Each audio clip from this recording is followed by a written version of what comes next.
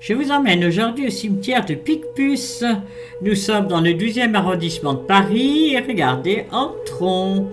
Voilà l'église qui s'offre à nous, l'église avec le petit pavillon à côté, sur le long de cet énorme mur, des bâtiments pour accueillir des familles, et puis le bâtiment où habite le conservateur de cette fondation, et là le monastère avec les religieuses de la congrégation des Sacrés-Cœurs de Marie et de Jésus, car ce lieu est le lieu où furent déposés les corps des suppliciés après la guillotine.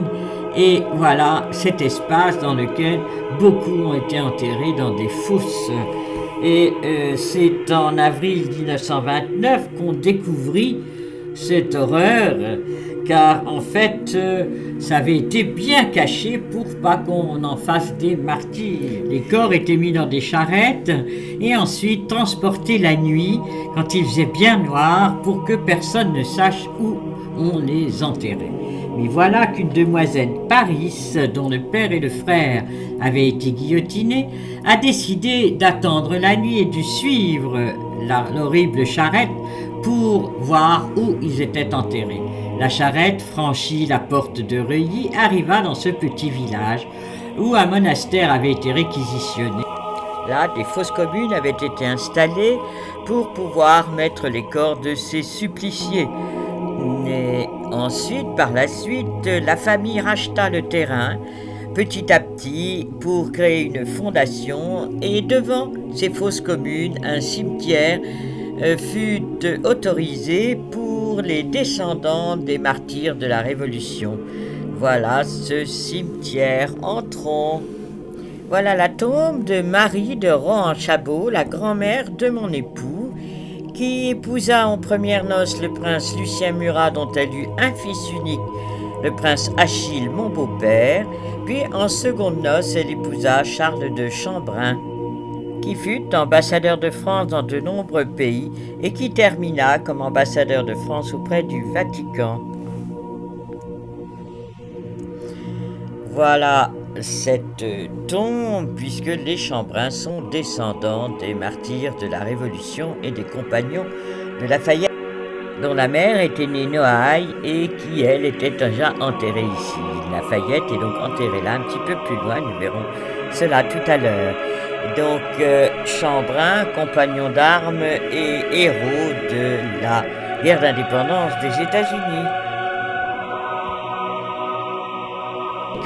Regardez ici l'allée avec des tombes, des familles les plus illustres les unes que les autres, et tout au fond cette petite porte qui permet de rentrer dans l'espace des fosses. C'est vraiment sinistre et affreux.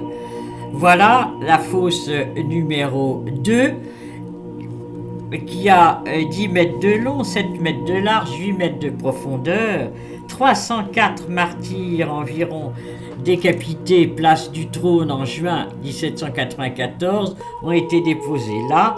Puis il y a eu après le 9 Thermidor, 130 autres cadavres déposés dans ce lieu tragique. Une deuxième fosse derrière, où il y a de la pelouse maintenant, vous voyez, là il y a plus de 1200 personnes. Voilà les 7 religieux, enfin ceux qu'on connaît, parce qu'il y a beaucoup d'inconnus aussi. 7 religieux, 16 carmélites, 108 gens d'église, au total 130 personnes du clergé. Les nobles, eux, 400. Gens d'épée, nobles, ex-nobles, 400. Par contre, le tiers-état, donc la troisième catégorie de personnes à l'époque, 180 fonctionnaires, gens de robe, c'est-à-dire des fonctionnaires, genre notaires, genre voilà, 579 hommes du peuple, 123 femmes du peuple, au total 882 martyrs. Et là devant, la tombe de la famille Noailles. La grand-mère, la mère et une des sœurs du fameux général marquis de Lafayette, qui partit pour aider les États-Unis à conquérir leur indépendance. Ce qui fait que chaque année, les États-Unis viennent déposer une gerbe de fleurs le 4 juillet, jour de la fête de l'indépendance des États-Unis. Donc voilà le général marquis de Lafayette avec la palme du martyr et le drapeau américain. Une autre tombe, celle de la famille Héricourt. Voilà, c'est des vieilles pierres qui ont été rapportées ici pour faire un joli tombeau. Puis la famille Noailles, les autres, enfin beaucoup, vous voyez qu'ils sont nombreux à être enterrés là, que ce soit des Mouchy, d'Arpajon, Cossé-Brissac, d'Aguesseau, et puis à côté la famille Rosambeau qui descend de Le Pelletier de Saint-Fargeau, le régicide qui lui aussi a été guillotiné, la famille Lévy, avec devant la tombe d'un Nicolaï qui était évêque de Béziers, qui a été guillotiné lui aussi en 1794. Voilà la tombe des Mérode, de la famille Mérode, Gontaut-Biron, fait partie aussi des guillotinés, les Polignac, les La Rochefoucauld, Doudoville, La Rochefoucauld, d'Estissac, l'autre branche.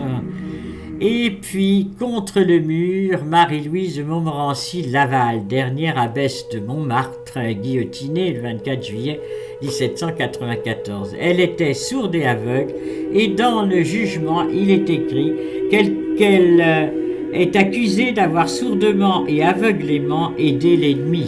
C'est quand même plein d'humour.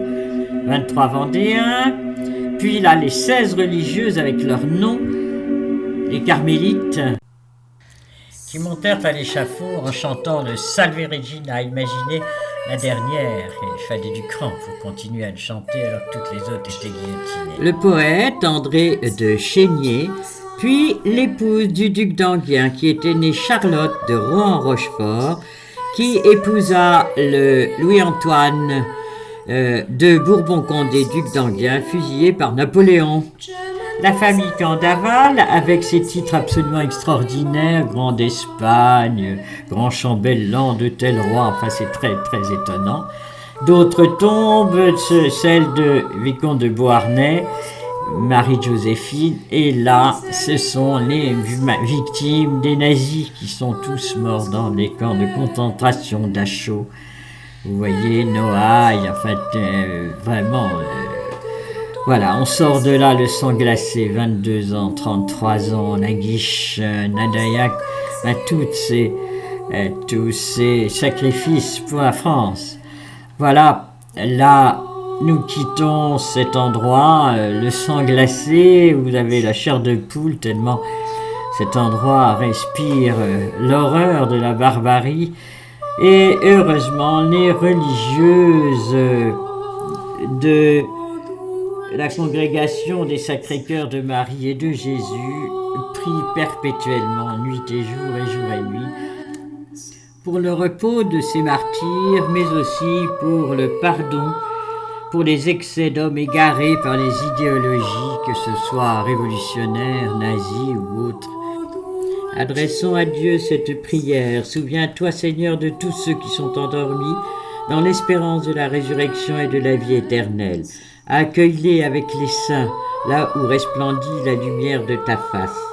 Je vous laisse maintenant et je vous promets de vous emmener la prochaine fois dans un endroit moins sinistre, c'est promis. Au revoir.